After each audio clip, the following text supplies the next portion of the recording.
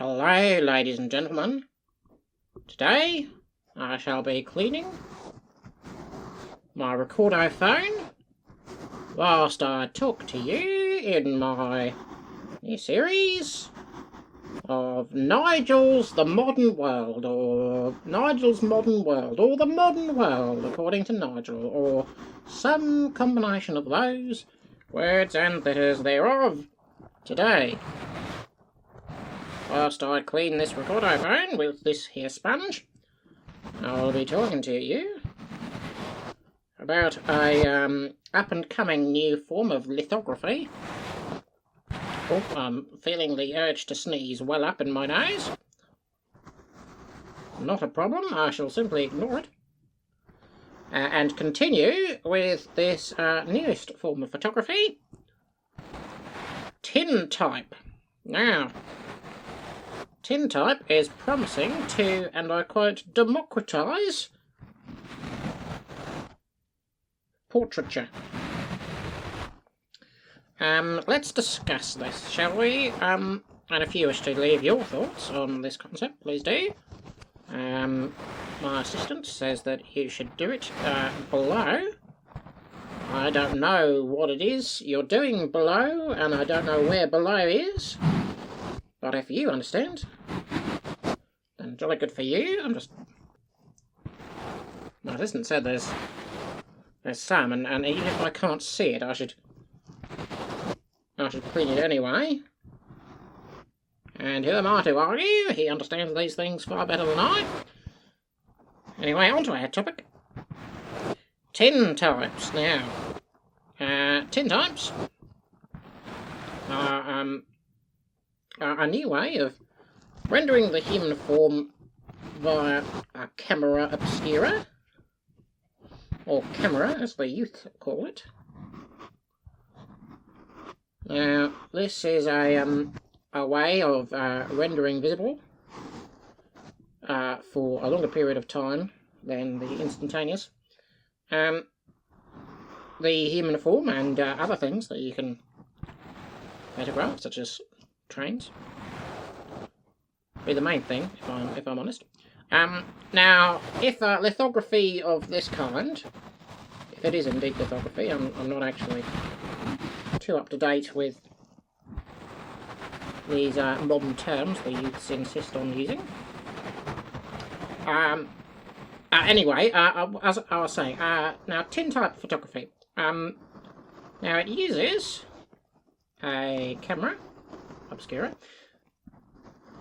and a complex series of chemicals and a metal plate, which may or may not be tin. I'm not actually sure about that. It is called tintype, so tin does seem to make sense. But you know, people with their marketing, they'll call it anything to make you think it's fancy.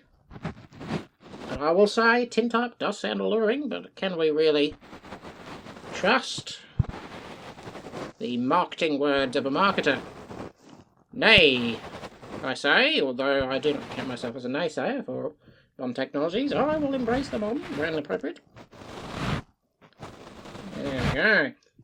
I must be making some good progress on this recorder phone. Looking absolutely spotless.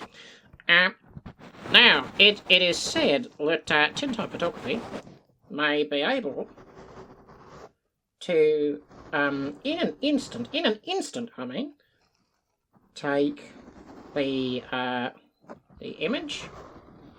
You don't have to sit and wait for 10, 20, 30 minutes, 2, 3, 4 hours, however long it takes to take the most common form of photography at the time, or even longer if you are attempting to have a painting.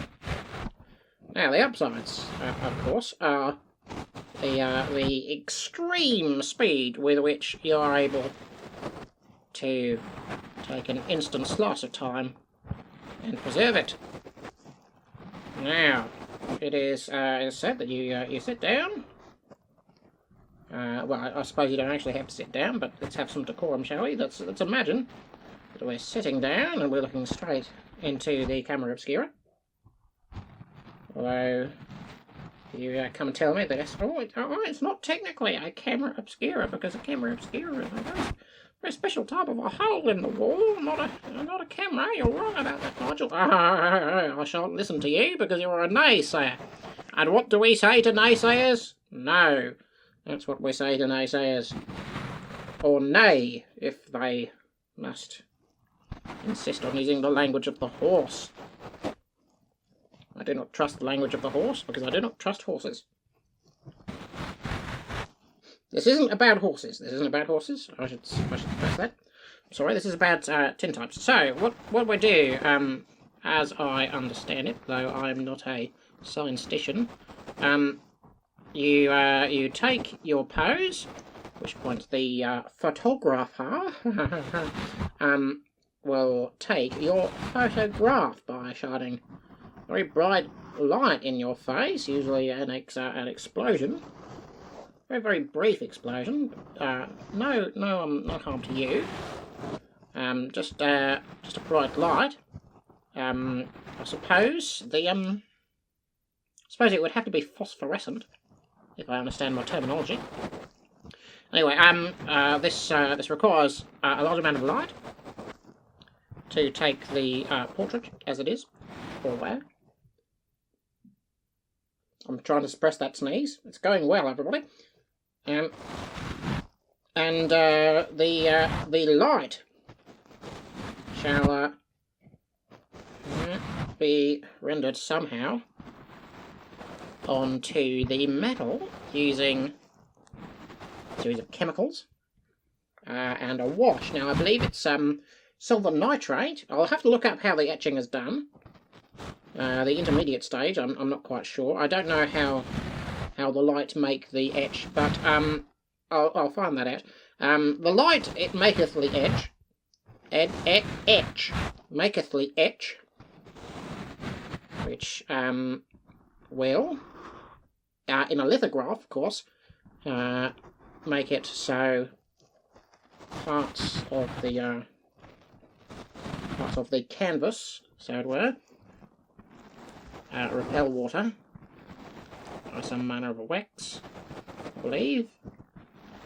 Like I say, I'm sorry, modern technology, I'm not too familiar. I'm really going with the flow, as the youth parlance par ace. And with Tintype, of course, instead of producing a negative, which you then develop over time into multiple photographs, you take the Tintype and the piece of metal, that is the image, that is the negative. Technically it is an image. Now this is actually very quite interesting. With some types of photography, you would have you would take the photograph, the camera schools would do their thing, and you would have a photo negative of the subject, where all of the light parts in the picture are dark and all of the dark parts in the picture are light.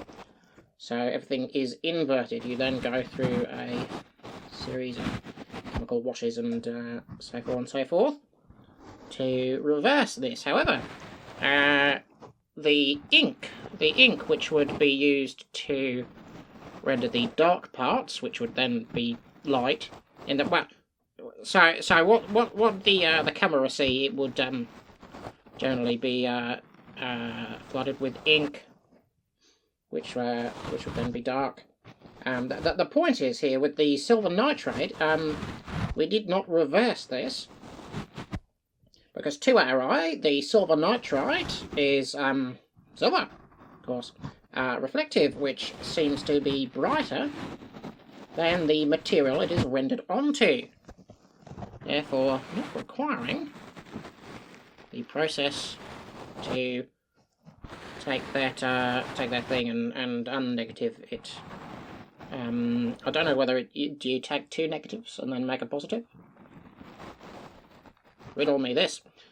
Don't. I hate riddles. Oh, I hate riddles. Oh, I hate riddles. This isn't the time for riddles or riddle hatred. Well, it's always time for riddle hatred, but I won't be discussing riddles and my hatred for riddles at this time. I'm going to continue to clean this recorder, okay? get it spick and spam, and then relay my thoughts on this it's not lithography, unless it is lithography. No, Tintype, or Ferro,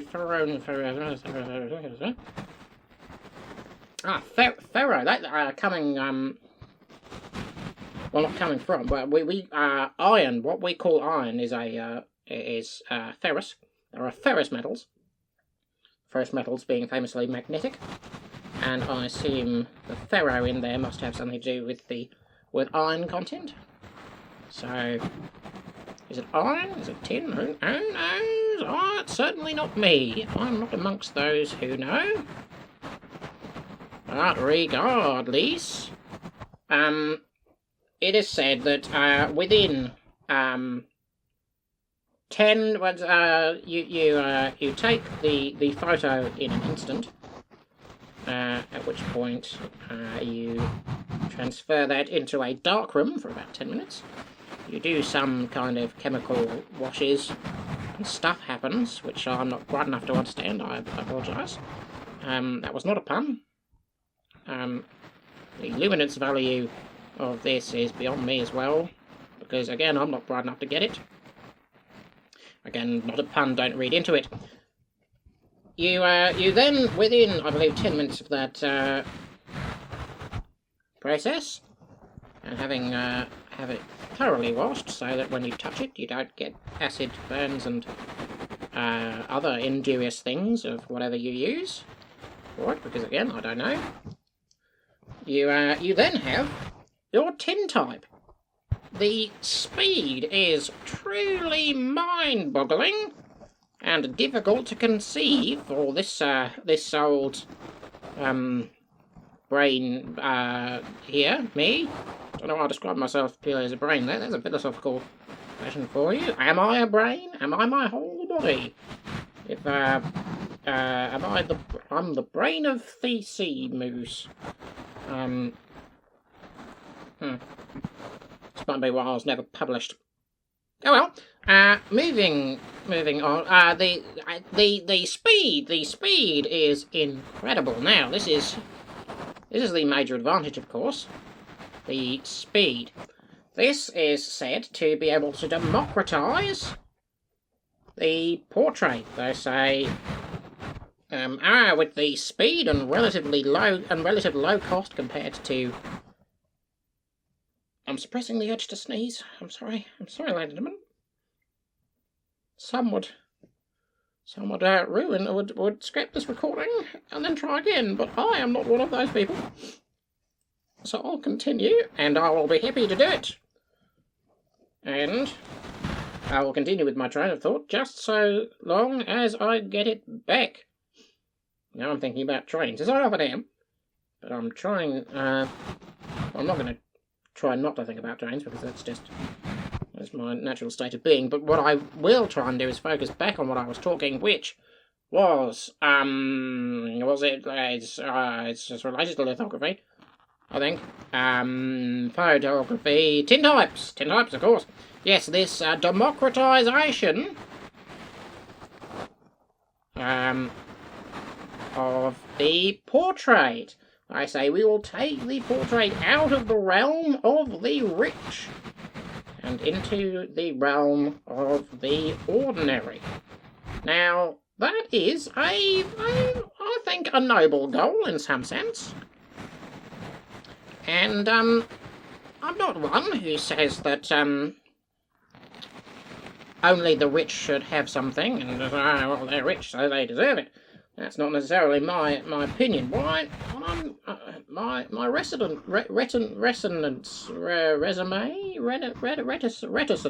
reticence to this kind of idea is when you see a portrait of someone, do you not sort of see them as a rich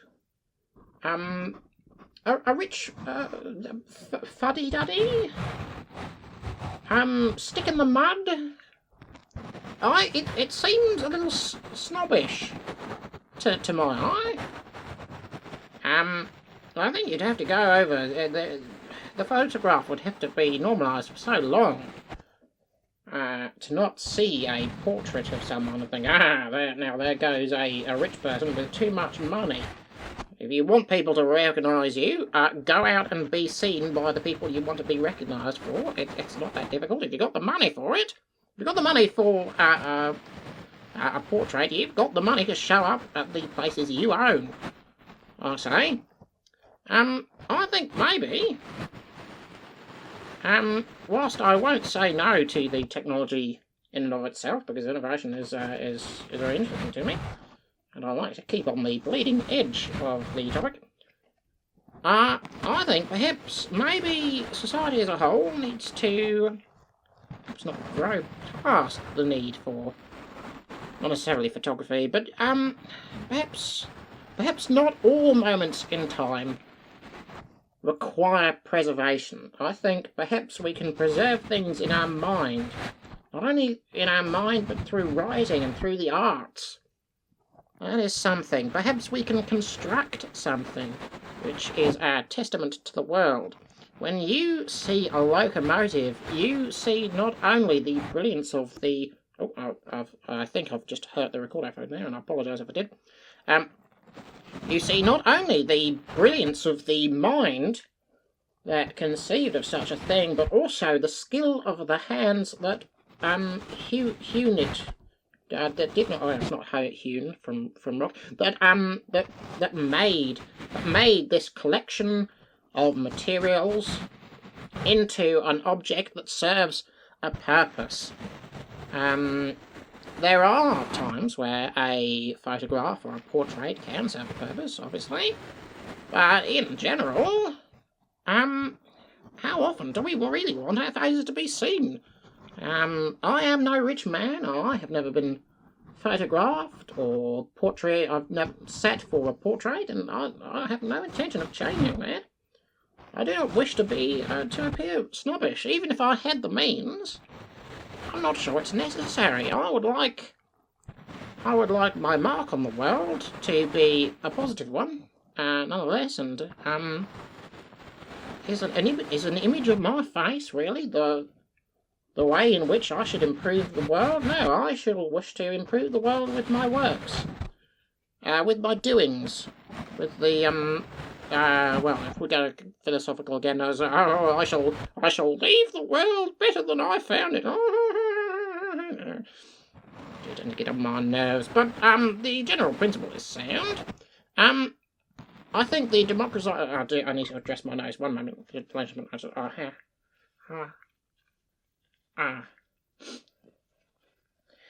That is much better. Sorry for the interruption. There we go. I'll go back to cleaning this recorder phone. There we go. I think we're just about done. I mean, I can't see any dead on it, as I say. So I don't seem to have made any appreciable difference, but I'm just going to make sure. What was I saying? Yes, perhaps we need not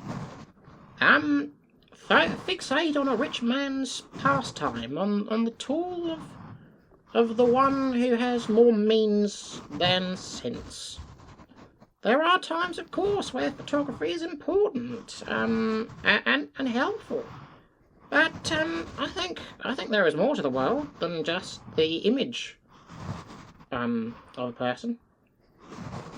I think if photography continues to have as much of an impact as people think it will, then sure, more access to it is better than this, but perhaps society moves on, as I say, moves on from the idea that the form of a person is more important than the mind. I don't claim to be a particularly smart man myself, and I don't think I'll be particularly regarded by history for my mind or my works, but if I will be at all, I have explained the ways in which I should like that to happen. Progress for progress' sake is not always the place we should go. Progress must be to better not only the world but the people in the world. Can we find ways with photography to be able to move freight cheaply and easily from one place to the other.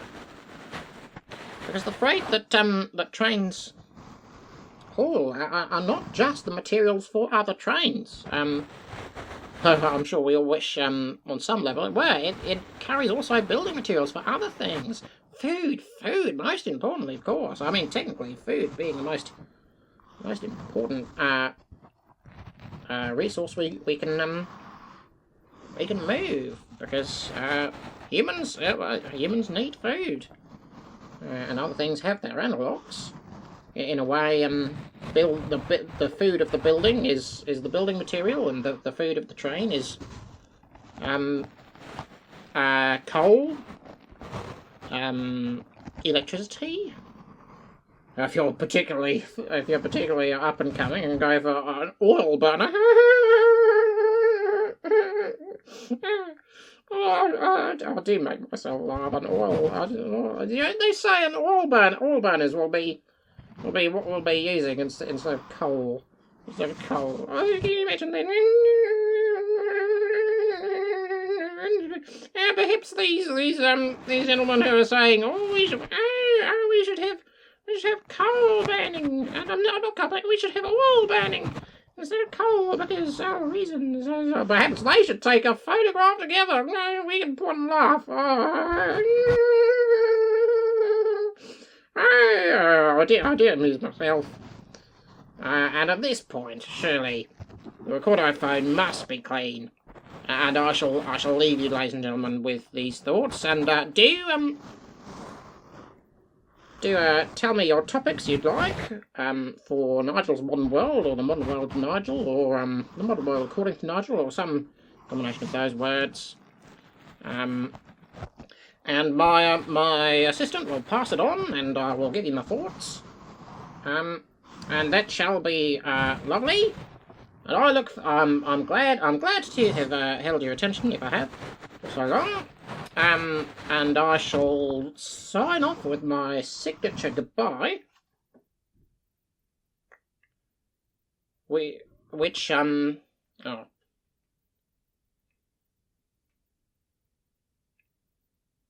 Some more forethought could have gone into this.